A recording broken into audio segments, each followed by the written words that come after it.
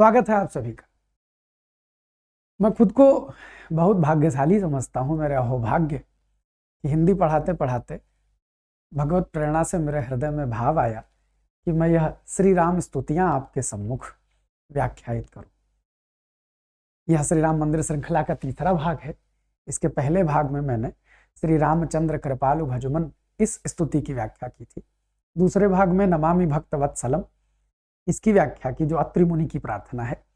और आज तीसरी, जो साक्षात भगवान शंकर ने भगवान राम के लिए स्तुति गाई, जय राम रमा रमनम समनम जी। इसका शब्द शब्द अर्थ मैं आपके सम्मुख व्याख्यायित करूंगा। मैं व्याख्या शुरू करूं उससे पहले हृदय में एक बात आई है, कह दूं, ये स्टडी चैनल है, यहाँ हम हिंदी पढ़ाते हैं कंपटीशन के लिए। आखिर क्या हुआ कि मास्टर साहब आप ये बता रहे हैं, तो समझिएगा भीतर का अध्यापक कभी हमारा रुकता नहीं है। हम ये सौभाग्य कि हम इसकी व्याख्या करते हैं, लेकिन इस व्याख्या करने में जो भी हिंदी का छात्र है उसको तमाम सारे शब्द मिलते हैं, तमाम सारे पर्यायवाची रस छंद अलंकार आदि का ज्ञान होता है। तो छात्र को छात्र भाव से तो भजेगा, तो उसको शब्दकोश तैयार होगा और बाकी भगवान की कृपा होगी यदि आप इसको आनंद से पढ़ेंगे। तो ये जो प्रार्थना है ये लिखी कहाँ है, तो ये श्री रामचरितमानस है। इस श्री रामचरितमानस में लंका कांड में जब भगवान श्री राम रावण को मारकर वापस लौट आते हैं तो अयोध्या में उनका राज्याभिषेक होता है। और वो राज्याभिषेक उत्तरकांड में इस उत्तरकांड में दोहा संख्या 13 के बाद लिखा है कि भगवान शिव आए और तब शिव जी वहां आए, श्री रघुवीर थे और गदगद वाणी से भगवान शंकर वहां स्तुति करने लगे। और वो जो स्तुति है वो ये आपके सम्मुख लिखी हुई है। हम आपके लिए इस स्तुति का भावानुवाद, व्याख्यानुवाद, शब्दानुवाद करते हैं। जय राम रमा रमनम समनम भवताप भयाकुल पाहि जनम अवधेश सुरेश रमेश विभो शरणागत मांगत पाहि प्रभो दस शीस विनाशन बीस भुजा। गाएंगे तो गाते रहेंगे, हमारा बड़ा मन करता है पढ़ने का, अपने लिए गाते हैं, ऐसे कान के भीतर से जाता है तो रोमांच होता है, रोए खड़े होते हैं। अगर आप इसका अर्थ जान करके पढ़ेंगे तो सच में रोमांच होता है। आइए हम आपको शब्द शब्द बताते हैं। जय राम रमा रमनम, बिना व्याख्या करे तो बात बनेगी नहीं, आपको शब्द सब समझाता हूं। देखो, रमण माने साथ रहने वाले, घूमने वाले, रमण करने वाले। और यहाँ क्या लिखा है, रमा। रमा माता लक्ष्मी को कहते हैं। तो रमा रमण माने माता लक्ष्मी जी के संग रहने वाले, उनके पति अर्थात भगवान विष्णु। यहाँ लक्ष्मी स्वरूपा माता सीता हैं और उनके संग रमण करने वाले भगवान श्री राम। तो यहाँ ये रमा रमण वैसे विष्णु जी के लिए कहा जाता है, लेकिन यहाँ भगवान श्री राम के लिए प्रयोग किया गया है। और ऐसे रमण शब्द किसमें मिला, राधा रमण कृष्ण भगवान हो जाएंगे, रमा रमण भगवान विष्णु हो जाएंगे, जानकी रमण भगवान श्री राम को कहते हैं, उमा रमण भगवान शंकर को कहते हैं। तो रमण कहिए तो उनके संग रहने वाले ये पर्यायवाची बन जाएगा। तो जय राम रमा रमनम समनम, तो हे श्री राम जी आपकी जय हो, आप रमा रमण हैं, माने यहाँ माता जानकी के संग रहने वाले था लक्ष्मीकांत, यहाँ लक्ष्मी स्वरूपा माता सीता, तो माता सीता के संग रहने वाले रमा रमण भगवान श्री राम आपकी जय हो। और भगवान क्या करते हैं, समन करते हैं। शमन माने जानते हैं, शमन माने बुझा देना, जैसे अग्निशमन अधिकारी होते हैं, आग बुझाने वाले अधिकारी, तो अग्निशमन विभाग होता है, आग बुझाने वाला विभाग। तो संस्कृत में शमन होता है, हिंदी में बाबा जब लिखते हैं तो वो दंत सा भी लगा देते हैं अवधि में। तो रमनम समनम, समन करने वाले यानी दमन करने वाले। काहे का समन करते हैं भगवान, भगवान भव ताप, ताप माने कष्ट, परेशानी, मुश्किल, और भव माने संसार। इस संसार में जो जन्म मरण का चक्कर है यही सबसे बड़ा दुख है। तो जन्म मरण के चक्कर का जो दुख है उसका समन कर देते हैं। कौन, रमा रमण श्री रामचंद्र जी। भयाकुल पाहि जनम, भयाकुल माने भय से आकुल, डर से परेशान, पाही माने रक्षा करना, जन्म माने लोग, यानी कि जो भय से, इस भवताप से भयभीत हैं, ऐसे लोगों की हे भगवान आप रक्षा करते हैं। पहली लाइन समझ में आ गई, जय राम रमा रमनम समनम। भवताप भयाकुल पाही जन्म। माने हे रमा रमण श्री रामचंद्र जी, आप संसार के आवागमन के चक्र से जो दुख उत्पन्न होता है उसका समन करते हैं, और भय से आकुल, भय से व्याकुल, भय से परेशान, डर से परेशान लोगों की पाही माने रक्षा कीजिए। आगे, अवधेश सुरेश रमेश विभो। अवधेश, अवध के ईश, छात्र जानते हैं इसमें गुण संधि है, भगवान श्री राम। सुर माने देवताओं के ईश, माने देवताओं में सबसे बड़े भगवान श्री राम, इसमें भी गुण संधि है, छात्र जानते हैं। रमेश, रमा यानी माता लक्ष्मी के ईश अर्थात रमेश, जिनका जिनका नाम रमेश है, हमारे चाचा भी नाम रमेश है जिनका नाम रमेश है उनके नाम का अर्थ भगवान विष्णु होता है। तो रमाईश रमेश अर्थात भगवान विष्णु। अब चूंकि भगवान विष्णु के अवतार भगवान श्री राम है, इसलिए उनको भी रमेश कह दिया जाता है, उनको भी रमा रमण कह दिया जाता है। तो देखिए अवधे, और विभु माने क्या होता है? विभु माने व्यापक होता है, जो बहुत व्यापक हैं, बड़े हैं, तो भगवान व्यापक होंगे, और कौन व्यापक होगा भगवान के सिवा। तो देखें कि अवधेश सुरेश रमेश विभो, हे अवधेश, हे अवध के राजा, हे देवताओं के राजा, हे रमापति, हे विभु व्यापक, शरणागत मांगत पाही प्रभु। पाही माने रक्षा होता है। तो शरणागत, हम आपकी शरण में आ गए हैं और मांगते हैं आपसे क्या? पाही, रक्षा मांगते हैं, अपनी शरण में ले लीजिए, हमारी रक्षा करिए हे प्रभु। इतना सुंदर अर्थ कि श्री रामचंद्र जी जो रमा रमण हैं, जो इस संसार में जन्म मरण के चक्र से जो दुख उपजता है उसका समन करने वाले हैं, वो भय से डरे हुए लोगों की रक्षा करिए हे भगवान। आप अवधेश हैं, आप सुरेश हैं, आप रमेश हैं, हे व्यापक प्रभु, हम आपके शरणागत हैं और आपकी शरण में आकर के मांगते हैं आपसे रक्षा। अगले देखो, दस शीस विनाशन 20 भुजा। 10 शीस और 20 भुजा, तो 10 शीस और 20 भुजा यानी 10 सिर वाले और 20 भुजाओं वाले रावण। ये 10 शीस और 20 भुज किसको कहा गया? रावण को कहा गया। रावण का आपने विनाश कर दिया, मार दिया। तो रावण का विनाश करके आपने किया क्या? कृत, कृत माने करना। तो रावण का विनाश करके आपने दूर कर दिया महामही। बच्चा, मही शब्द माने होता है धरती। मही माने क्या होता है? धरती। और भूरी रुजा, रुज माने होता है रोग। वो क्या, जब रामायण बैठाते हैं तो कहते हैं समन सकल भव रुज परिवारु। समन माने समन कर दीजिए, दबा दीजिए। सकल माने संपूर्ण, भव माने कष्ट या पाप या मुश्किलें या परेशानियां, रुज परिवारु हमारे परिवार को निरोग कर दीजिए, हमारे रोग भव दुख सब दूर कर दीजिए हे भगवान। तो रुज क्या है? रुज रोग है, रुज रोग है। तो और नीरुज क्या होता है? नीरुज निरोग होता है, जिसको कोई रोग ना हो। तो 10 शीस विनाशन 20 भुजा, आपने 10 सिर और 20 भुजाओं वाले रावण को मार करके, कृत यानी करके क्या किया? इस धरती के महान रोग को दूर कर दिया। रावण का मरना, धरती का महान रोग दूर हो गया। तो भूरी रुजा, भूरी माने भूरी, भूरी माने बहुत ज्यादा बड़ा रोग था, महान रोग था, और इस महान रोग को आपने इस धरती से क्या कर दिया? दूर कर दिया। आगे, रजनीचर वृंद पतंग रहे। रजनीचर किसको कहते हैं? रजनी माने रात, चर माने विचरण करने वाले। रात में कौन घूमेगा? राक्षस। राक्षसों को निशाचर या रजनीचर कहा जाता है। रजनी माने रात होती। जौन जौन बिटियन के रजनी नाम है उनके माने रात। हाँ, मौसिक नाम है तो मौसिक नाम रात, चाचिक नाम है रजनी तो उन्हों नाम रात। तो जेकर जेकर नाम रजनी, सबके मतलब रात। तो रजनीचर वृंद पतंग रहे। तो जो रजनीचर यानी राक्षसों के समूह, वृंद माने समूह होता है, तो राक्षसों के जो झुंड थे वो पतंगे के समान थे। दिया जला दो तो चारों तरफ से कीड़े आ जाते हैं और वो गिरने लगते मरने के लिए। तो ये जो राक्षसों के समूह है वो तो पतंगे थे। और सर माने यहां भाई जरा देख के चलो, आगे भी जरा पीछे भी। हाँ, आ गया। वो छू जाने, बड़े बड़े शहरों में छोटी छोटी बातें होती रहती। देखिए, तो रजनीचर, रजनीचर कौन है भाई? राक्षस है। तो राक्षसों के जो समूह हैं, राक्षसों के जो समूह हैं वो क्या है, पतंगे के समान है। और सर माने क्या होता है, सर माने होता है तीर। और पावक माने क्या होता है, पावक माने होती है आग। और तो आप समझिए कि आपके जो तीर हैं वो प्रचंड अग्नि के समान हैं। आपके जो तीर हैं वो प्रचंड अग्नि के समान हैं, जिन्होंने राक्षसों के समूह जो पतंगे थे उनको जलाकर रख दिया।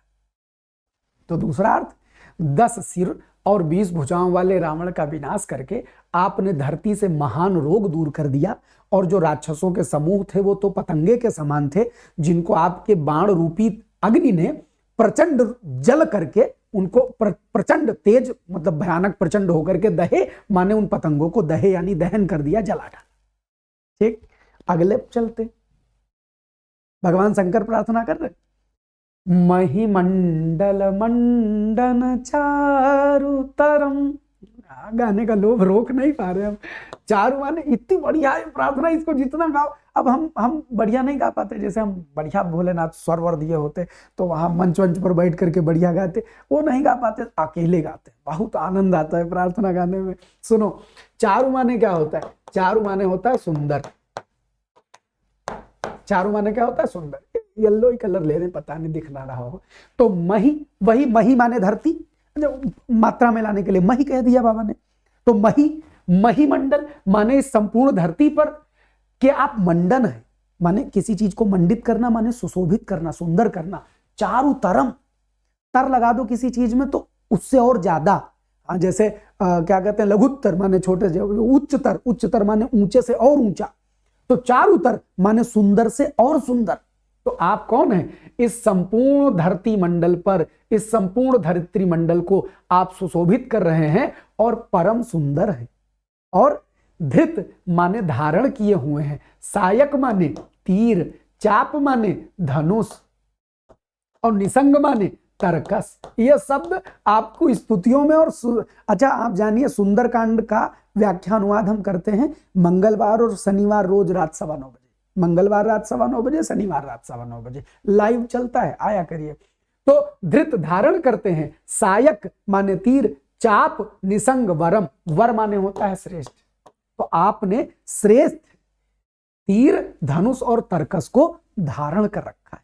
आगे, मद मोह महा ममता रजनी। मद माने घमंड, मोह, मोह ये दुनिया का जो मोह है, हाँ ये हमारा है, ये हमारा है, ये हमारा, यही तो मोह कहते हैं। और ममता, हाँ अपना अपना अपना, मेरा मेरा, ये ममता है। तो मद, मोह और ममता, ये महान मद और मोह और ममता रूपी रात मेरे चारों तरफ छाई हुई है। रजनी माने रात। आप क्या करिए, और ये जो भयानक अंधेरा है, तम पुंज है, ये जो तम माने अंधेरा और पुंज माने समूह, तो ये जो रात रूपी घना अंधेरा मेरे चारों तरफ छाया हुआ है भगवान, उसमें आप दिवाकर, दिवा माने दिन, कर माने करने वाले, दिवाकर माने क्या हो गया, सूर्य। आप सूर्य के रूप में अपनी तेज किरणें फैलाइए और इस मद की, मोह की, ममता की रात को और इस भयानक अंधेरे को दूर कर दीजिए प्रभु। महिमा, आप इस धरती मंडल के, इस धरित्री मंडल को सुशोभित करने वाले परम सुंदर श्रेष्ठ धनुष, तीर और तरकस को धारण करने वाले हैं। और मद, मोह और ममता रूपी इस महान रजनी, जो भयानक अंधेरा छाया हुआ है, इस अंधेरे के समूह को सूर्य बन करके अपनी तेज किरणों से दूर कर दीजिए भगवान। आइए आगे कि मन, ये लाइन का अर्थ इतना सुंदर है कि पूछो। मन जात किरात निपात की, इतना सुंदर रूपक अलंकार का प्रयोग किया गया है। कि रूपक अलंकार क्या होता है, एक चीज को दूसरे का रूप दे देना। तो मन माने मन, और जात माने पैदा हुआ, मन से पैदा हुआ, तो मन से इच्छाएं पैदा होती हैं और इन्हीं इच्छाओं को कामदेव कहा जाता है। तो मनजात कहो, मनोज कहो, मनोभव कहो, मन से जन्म लेने वाले जितने शब्द बना पाओ सब कामदेव का पर्यायवाची होते हैं। तो मनोज कहिए, मनजात कहिए, ये कामदेव। और किरात माने होता है शिकारी, भील। हाँ, जो भील लोग शिकार करते हैं उनको किरात कहा जाता है। किरातार्जुनिया में एक ग्रंथ है, भगवान शंकर भील शिकारी का रूप धारण करके आए थे अर्जुन से युद्ध करने, वो किरातार्जुनियम कहानी है। निपात माने गिराना। और मृग लोग, मृग माने हिरन, और सर माने तीर, ये संस्कृत में तालव्य वैसा होता है, शर माने तीर, सरेन माने तीर से, और हिये माने हृदय को। कितना बढ़िया अर्थ है, सुनो। मन जात किरात माने कामदेव रूपी भील, यानी कामदेव रूपी शिकारी ने। इसका अर्थ बाद में लेंगे। मृग लोग माने मनुष्य रूपी हिरणों को, कामदेव रूपी शिकारी ने मृग लोग यानी मनुष्य रूपी हिरणों को अपने तीर से उनके हृदय में मार करके कुभोग पैदा कर दिया। भाई कामदेव काम की इच्छाएं, जो मन में इच्छाएं जागी, उन्होंने क्या कर दिया, तो कुभोग रूपी तीर मार दिए हैं हृदय में। कामदेव रूपी शिकारी ने मनुष्य रूपी मृगों के हृदयों में कुभोग, आदमी योग न करे भोग करे, तो कुभोग रूपी तीर मार करके निपात माने गिरा दिया। किसने? कामदेव ने। काम का तो सारा काम है, सब बिगाड़ देता है। तो कामदेव रूपी शिकारी ने मनुष्य रूपी हिरणों के हृदय में कुभोग रूपी तीर मारकर उनको गिरा दिया। तो अब भगवान क्या करें? हतिनाथ अनाथ निपाही हरे। हति माने मार करके, हे नाथ, हे नाथ, हे भगवान, इस शिकारी को मार करके हम अनाथों की पाही माने रक्षा की। हे नाथ, इस शिकारी को, इस काम रूपी शिकारी को, विषय रूपी शिकारी को, कामदेव, काम माने लस्ट होता है, डायरेक्ट समझ लीजिए। तो कामदेव रूपी शिकारी को मार करके, इच्छाओं को भी काम कहा जाता है, मार करके हम अनाथों की रक्षा करिए। क्योंकि हम कौन हैं?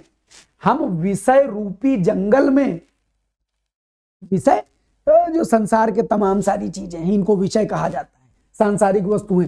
इस संसार रूपी जंगल में, हम विषय रूपी जंगल में, हम पावर, पावर शब्द होता है पामर, संस्कृत में पामर माने होता है नीच। हम नीच, हम अधम लोग भूल करके इन विषयों के जंगल में भटक गए हैं। और जब हम इन विषयों के जंगल में भटके हैं तो कामदेव रूपी शिकारी आता है, अपने तीर से हमारे हृदय में कुभोग पैदा कर देता है। तो हे भगवान, इस कामदेव रूपी शिकारी को मार दीजिए, हमारी रक्षा कीजिए। अब अर्थ दिख रहा है? कामदेव रूपी शिकारी ने कुभोग रूपी तीर को हृदय में मनुष्य रूपी लोगों के, मनुष्य रूपी हिरणों के हृदय में मारकर उनको गिरा दिया है। इस कामदेव शिकारी को हे भगवान आप मार करके हम अनाथों की रक्षा करें, क्योंकि हम विषय रूपी वन में, हम नीच, हम अधम विषय रूपी वन में भूल करके पड़े हैं, यानी हम इसी में भूल भटक में पड़ गए। तो भगवान हमारी रक्षा कीजिए। आगे देखिए, बहुरोग वियोग निलोग है। लोग बहुत सारे रोगों से और दुनिया भर के वियोग यानी दुखों में पड़े हुए हैं। बहुरोग, बहुत सारे रोग, वियोगनी यानी वियोग, तो लोग बहुत सारे रोग और वियोगों में पड़े हुए हैं। क्यों? क्योंकि उन्होंने भवदंघ्रि निरादर के फल, ये भवदंघ्रि, भवतंघ्रि आपके चरणों का निरादर किया, आपके चरणों में भक्ति उनकी नहीं रह गई, इसीलिए लोग बहुत सारे रोगों में और वियोग में पड़े हुए हैं। उनके जीवन में दुख है। जिनके मन में, जिनके हृदय में आपके चरण कमलों के प्रति भक्ति है, वो इनसे दूर रहते। तो भवदंघ्रि आपके चरण, तो बहुरोग वियोग निलोग है, भवदंघ्रि निरादर के फल, आपके चरणों के निरादर के ये फल है। आगे भव सिंधु, भव माने संसार, सिंधु माने समुद्र। तो संसार सागर अगाध है, दूर दूर तक जा रहा है, अता पता नहीं है। तो इस अगाध संसार सागर में परे नरते वे ही लोग पड़े हुए हैं। पद पंकज, पद माने पैर, पंकज माने कमल, आपके चरण कमलों में प्रेम न जे करते, आपके चरण कमलों से जिनको प्रेम नहीं है वही इस अगाध भव संसार सागर में पड़े हुए हैं। और लोगों को बहुत सारे रोग और वियोग इसलिए सताते क्योंकि वे आपके चरणों का निरादर करते। शब्द शब्द अर्थ आ रहा है? आगे पढ़िए। अति दीन, बस 10 पद हैं इस पर। अति दीन मलिन दुखीन, और जो भक्त लोग गाते हैं उनको तो ये पारस मणि मिल रही है। अति दीन मलिन दुखी नितही, जिनके पद पंकज प्रीति नहीं। अब इतना पढ़ा हो तो तुमको खुद अर्थ दिखने लगेगा। देखो, अति दीन मलिन दुखी नितहि, अत्यंत दीन मलिन दुखी, नितहि माने निरंतर ही अत्यंत दीन मलिन और दुखी बने रहते हैं, जिनके पद पंकज प्रीत नहीं, जिनके मन में आपके चरण कमलों के लिए प्रीत यानी प्रेम नहीं है, वे अत्यंत दीन रहते हैं, मलिन माने मैले रहते हैं, दुखी रहते हैं, नित्य ही दुखी रहते हैं। और जिन्होंने अवलंब सहारा बना लिया, अवलंब माने सहारा, जिन्होंने अवलंब भवंत माने आपकी कथा, और जिन्होंने आपकी कथा को सहारा बना लिया, आपके नाम संकीर्तन को सहारा बना लिया, प्रिय संत अनंत सदा तिनके, उनको संत लोग माने अच्छे लोग, अनंत, अनंत भगवान को कहा जाता है जिनका कोई अंत नहीं, तो भगवान और संत उनके सदैव प्रिय लगने लगते हैं, उनको सदैव संत और भगवान अच्छे लगने लगते हैं, और तब उनके भीतर की दीनता मलिनता दुख दूर हो जाते। न ही राग न लोभ न मान मदा, तिनके सम वैभव वा विपदा। और जो आपके चरण कमलों में प्रीति कर लेते हैं, जिनके मन में आपके चरण कमलों की प्रीति आ जाती है, जो आपकी कथा को धारण कर लेते हैं, उनके मन में राग माने किसी से जुड़ाव, उनके मन में न राग रह जाता है, न लोभ रह जाता है, न घमंड रह जाता है, न मद रह जाता है। तिनके सम वैभव वा विपदा, उनके सामने वैभव माने तमाम सारा धन और विपदा माने मुश्किलें सब बराबर हो जाती है। सुख दुखे से, यही तो भगवान गीता में कहते, सुख दुखे समय कृत्वा लाभ लाभ हो जया देव, सुख में दुख में लाभ में अलाभ में सब समान हो जाते। तो भगवान के चरणों में प्रीति लग जाए, यानी अपनी बुद्धि में स्थिर जो हो जाए, बस वही, तो उनके मन में जो आपकी कथा में जो आपके चरणों में प्रेम कर लेते, ना उनको राग रह जाता, ना लोभ रह जाता, ना मान न मद, और उनके लिए वैभव और विपदा एक समान हो जाते। इसीलिए एहिते, इसीलिए तब सेवक, तुम्हारे सेवक हो तो मुदा, मुदा माने मुदित, खुश, प्रसन्न, इसीलिए आपके सेवक सदा प्रसन्न रहते हैं। और मुनि त्यागत जोग भरोस सद, योग मार्ग और भक्ति मार्ग दो मार्ग कहे जाते हैं। योग मार्ग में बड़ी कठिनाई है, ध्यान लगाना है, ईश्वर को पाना है, और भक्ति मार्ग में भगवान का नाम बड़े प्रेम से जपना। याद रखना, खाली नाम जपने से खाली मन तुम्हारा ठीक नहीं है, मन ठीक नहीं है, अपने भीतर पाप भरा हुआ है, लोभ भरा हुआ है, इनका माल मार ले, इनका माल मार ले, इनका रुपया खा ले, इनकी जमीन हड़प ले, तुम्हारे हृदय में यह है। तुम लाख मंदिर चले जाओ, दिन रात नाम का संकीर्तन करवा लो, 14 अखंड पाठ रामायण के करवा लो, तुम्हारा भला नहीं हो सकता, नहीं हो सकता। लेकिन भगवान का नाम खाली ले लिया जाए तो दुनिया की सब कठिनाइयां दूर हो जाती, लेकिन सच्चे मन से, सच्चे हृदय से। तो एहि ते तब सेवक हो तो मुदा, इसीलिए तुम्हारे सेवक अत्यंत प्रसन्न चित्त होते हैं। और मुनि त्यागत जोग, और मुनि लोग योग मार्ग त्याग करके, बड़े बड़े मुनि योग मार्ग त्याग करके भक्ति का मार्ग पकड़ लेते हैं। आपका नाम लेंगे, आपके भाव में रहेंगे तो तर जाएंगे। आगे, करी प्रेम निरंतर नेम लिए, पद पंकज सेवत शुद्ध ही। वे संत लोग जो आपके चरण कमलों में आपका प्रेम से निरंतर नेम लिए, जो अब अर्थ दिख रहा होगा, हमारे बताने की जरूरत नहीं है। देखो, करी प्रेम निरंतर नेम लिए, जो नियम से प्रेम करते हुए आपका नाम निरंतर लेते हैं। पद पंकज, आपके चरण कमलों की को सेवत यानी सेवा करते हैं। शुद्ध माने अच्छे, हिये माने हृदय से, जो शुद्ध हृदय से आपके चरण कमलों की सेवा करते हैं और अत्यंत प्रेम से आपको प्रेम करते हुए जो आपका निरंतर नाम लेते हैं, उनके लिए सममानी निरादर आदर है। उनके लिए आदर और निरादर एक समान हो जाते हैं। क्या हुआ किसी ने आदर दिया, क्या हुआ किसी ने निरादर किया। जो संत जन हैं उनके लिए आदर निरादर नहीं होता, उनमें अहम नहीं होता। मैं अगर किसी के भीतर मैं है, मैं, तो वो संत नहीं। एकदम सीधी सच्ची परिभाषा, मैं, तो वो संत नहीं, तो भला आदमी नहीं, एकदम पक्की बात। तुलसी बाबा बता रहे, तुलसी बाबा प्रमाण दे रहे, हम कहाँ कह रहे कि सममानी निरादर आदर ही। सममानी, वो क्या करते हैं, निरादर और आदर दोनों को समान मानते हैं। और सब संत सुखी विचरंती मही, मही माने धरती, तो वे सब संत लोग सुखी होकर के इस संपूर्ण धरती पर विचरण करते हैं, जो भगवान आपकी भक्ति को धारण कर लेते हैं। और मुनि मानस पंकज भृंग भजे, भृंग माने क्या होता है? भृंग माने भैया भंवरा होता है, भृंग माने भंवरा होता है। पंकज माने, अब तो याद हो गया, अंधेरे उजाले में कोई पूछ ले पंकज तो कहोगे कमल, पद माने पैर, पद पंकज माने चरण कमल, मानस माने मन। तो मुनियों के मन रूपी कमल के भंवरे हैं आप श्री राम। मुनियों के मन रूपी कमल, मानस पंकज मुनियों के मन रूपी कमल के भंवरे हैं, इसीलिए वो आपको निरंतर भजते हैं। और रघुवीर महारणधीर अजय, हे रघुवीर आप महान हैं, आप रणधीर हैं, युद्ध में भी धैर्य धारण करने वाले रणधीर। और अजय माने अजेय हैं, आप जीते नहीं जा सकते, आप रणधीर हैं, महान हैं हे रघुवीर। आगे कि तव नाम जपामि नमामि हरि, हे हरि, हे हमारे पापों का हरण करने वाले, हम आपके नाम का जप करते हैं और नमस्कार करते हैं। तब नाम जपामि नमामि हरि, और भव रोग महागद मान हरि। भव माने इस संसार के जितने रोग हैं, और आपका जो नाम है, जब मैं आपका नाम जपता हूं हे हरि, जब मैं आपको नमस्कार करके आपका नाम जपता हूं, तो आपका नाम क्या है? इस संसार के समस्त रोगों के लिए महागद है। गद बच्चा औषधि को कहा जाता है, दवाई को कहते हैं, औषधि को कहा जाता है गद। तो महागद माने महौषधि, महान औषधि।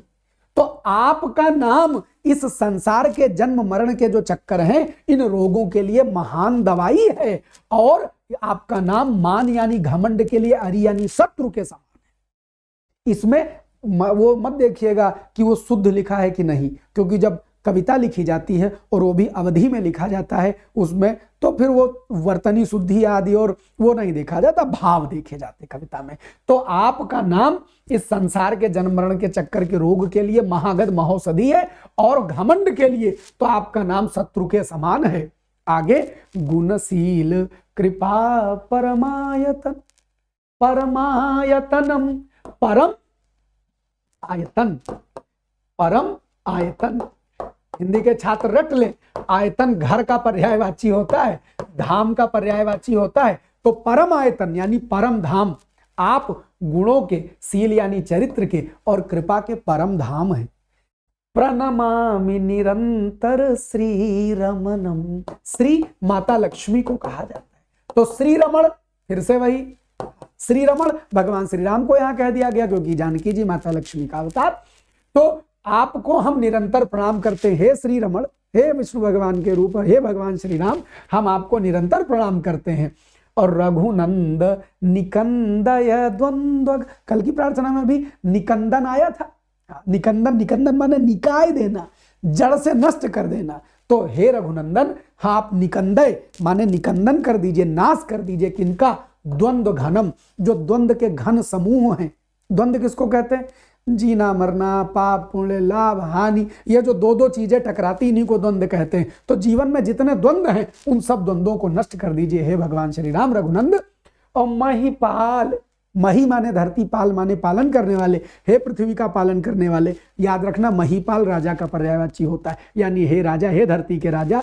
तो हे महिपाल, हे धरती का पालन करने वाले। बिलोकय, देखिए दीन जनम, हम दीन जनों को एक बार देखिए, और क्या कर दीजिए? हमारे जो द्वंद्व घन हैं उनका निकंदन कर दीजिए, उनको दूर कर दीजिए।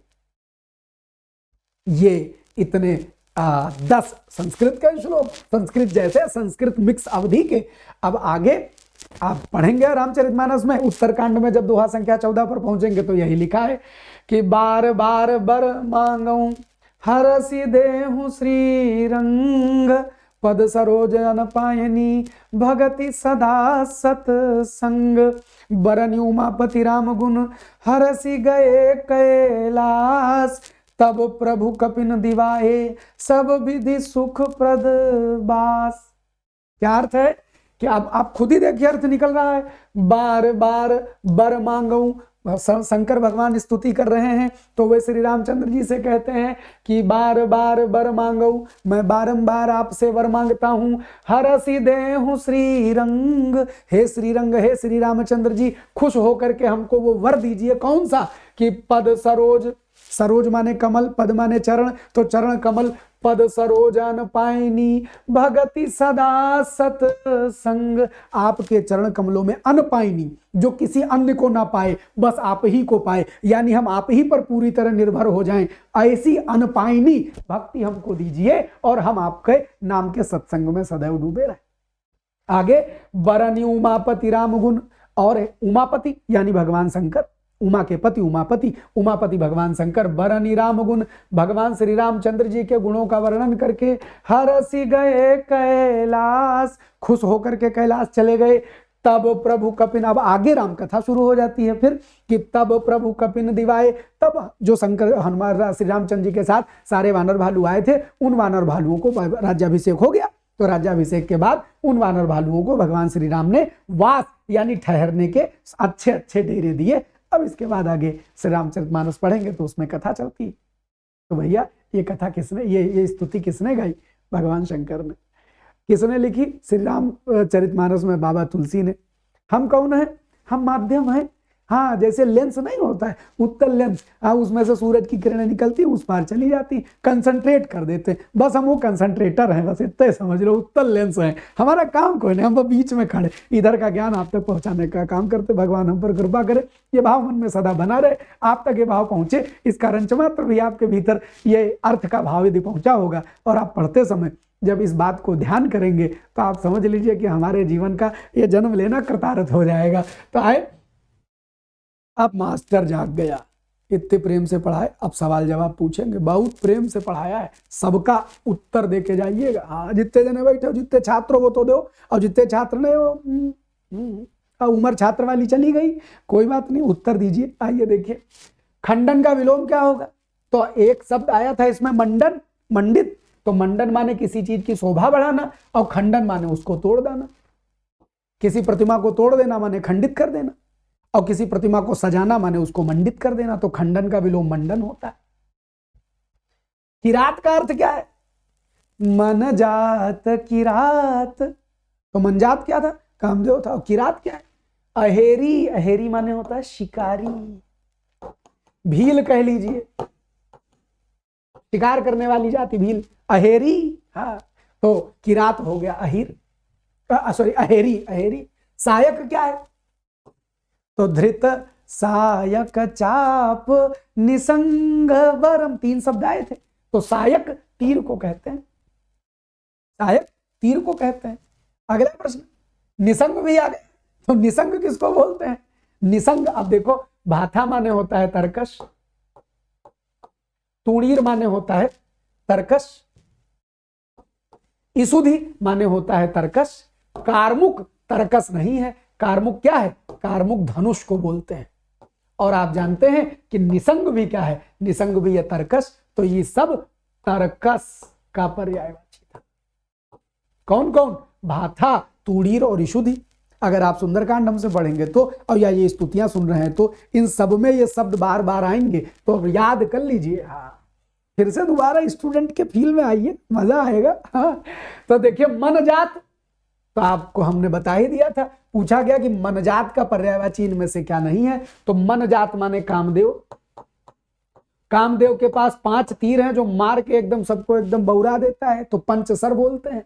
मार चोर डकैत की तरह हृदय लूट लेता है, इसलिए कामदेव। मीन केतु, मछली इसके झंडे पर बनी हुई, इसलिए कामदेव को मीन केतु कहते हैं। ये सारे नाम आपको तमाम पर्याय स्तुतियों में अलग अलग रूप में मिलेंगे, इसलिए सबका परिचय कराए दे रहा हूं। और कपि केतु, जिनके केतु माने होता है झंडा, केतु माने झंडा, और मीन माने मछली, तो जिनके झंडे पर मछली का निशान है वो है कामदेव, और जिनके झंडे पर कपि यानी हनुमान जी विराजते हैं वे कपिकेतु कौन है? वे कपिकेतु अर्जुन हैं। अर्जुन को कपिकेतु अथवा कपिध्वज कहा जाता है। तो बच्चा, ये इतने सारे शब्दार्थ हमने बताए। अच्छा, एक और रह गया, मनजात हो गया। अगला, इसमें देखिए अलंकार कौन सा है? तो अलंकार तो मनजात किरात, मनजात यानी कामदेव को किरात का रूप दिया गया, मनुष्यों को लोग का माने मनुष्यों को हिरण का रूप दिया गया। तो जब एक चीज को दूसरे का रूप दे दिया जाए, चरण कमल कहो चाहे पद पंकज कहो, इन सब में सदैव रूपक अलंकार होता है। कौन सा अलंकार होता है जी? रूपक अलंकार होता है। और देखें भयाकुल में कौन सा समास है? भयाकुल माने डर से आकुल, भय से आकुल, तो क्या है? तत्पुरुष समास है। जब कारक चिन्ह का बीच में लोप हो जाता है तो तत्पुरुष समास बन जाता है। इसमें भी आया था भयाकुल पाहि जन्म, आया था भयाकुल। देखिए अवधेश में कौन सी संधि है? हमने करके दिखाई थी। अवध धन इससे अवधेश बना है तो संधि कौन सी हो जाएगी? गुण संधि हो जाएगी, गुण संधि। और रमेश का संधि विच्छेद क्या होगा? ये भी अब आपको याद आ गया। हाँ, सबको याद आ गया। जो बड़े बुजुर्ग देख रहे हैं उनको अपने हाई स्कूल के दिन याद आ गए। संधि रटे हो बिना बताए आ गई। रमेश, रमा यानी माता लक्ष्मी के ईश, अर्थात माता लक्ष्मी के पति माता लक्ष्मी भगवान रमेश हो गए। ठीक है, तो भगवान विष्णु को रमेश कहा जाता है। और ये आखिरी वाला कि मद मोह, हाँ, मद मोह महाममता रजनी, तम पुंज दिवाकर तेज अनी। यहां पर भी पूछा गया अलंकार कौन सा है? तो मद मोह और ममता को रात कहा गया है, इसलिए यहां पर भी ये रूपक अलंकार है। तो यदि आपका बच्चा 6ठी 7वीं 8वीं 9वीं 10वीं का 11वीं 12वीं पढ़ता है, या ग्रेजुएशन हिंदी पढ़ रहा है, या एसएससी बैंक वो क्या कहते हैं सिपाही दरोगा SSS की तैयारी कर रहा है, या IAS PCS की तैयारी कर रहा है, तो उससे कहो हिंदी पढ़ ले। आप भी पढ़िए, बच्चे को भी पढ़ाइए। हम हैं यहाँ हिंदी भास्कर पर, हिंदी की ज्योति जलाए। हाँ, अब बड़े हृदय हमारे बड़े पूर्ण कृतार्थ हुए। भगवान ने हमको ये प्रेरणा दी कि हम ये राम मंदिर श्रृंखला आरंभ करें। हमने आरंभ की। अब अगले दिन आपको नया एपिसोड, कोई और नई स्तुति या कोई और नई कहानी इस राम मंदिर श्रृंखला में मिलेगी। शाम 5 बजे लाइव करते हैं, आप अगले दिन 5 बजे आइएगा। आप सब खूब खुश रहें, मस्त रहें, ईश्वर का आप पर अनुग्रह रहे, यही ईश्वर से कामना, यही प्रार्थना। बहुत बहुत धन्यवाद।